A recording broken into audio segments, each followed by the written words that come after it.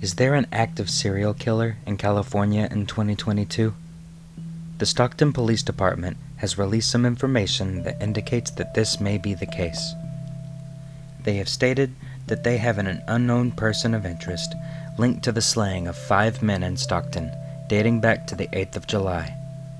The police have also linked these killings to 2 others in 2021. The killer approached all 7 men alone and in the dark, shooting them to death. I find this very reminiscent of David Berkowitz, the son of Sam Killer from New York, who approached people who were sitting in their cars alone in the dark and shot them through the window with a Bulldog 44. He was also known as the 44 caliber killer because of this. None of the men were beaten or robbed whatsoever, simply approached and snuffed out. The Stockton Police Department has put together and offered a $95,000 reward for information on this killer. On Monday, the San Joaquin County Medical Examiner's Office released the names of the 5 2022 victims.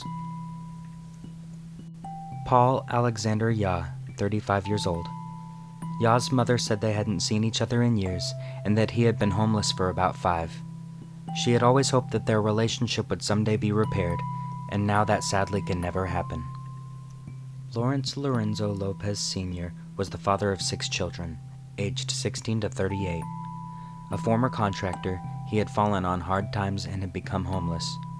Many friends and family offered for him to stay with them, but according to his brother, he didn't want to be a burden to anyone.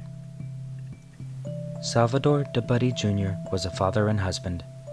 His wife, Ana Lydia Lopez, says that part of her died with her husband that day. The other 2 victims named were Jonathan Hernandez Rodriguez and Juan Cruz. Their families have yet to be spoken to. My most sincere condolences go out to the families of all the victims, and I hope that justice and closure can be brought to their lives soon, and before anyone else loses their lives to this monster.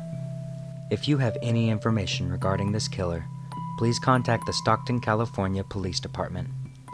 I typically only make videos on solved cases, but I think that this case needs all the exposure it can get if these families are ever going to be able to find any peace. The public can make a difference. The Night Stalker Richard Ramirez was chased down and apprehended by an angry mob that recognized him. Someone knows something, and the tiniest bit of information might break this case.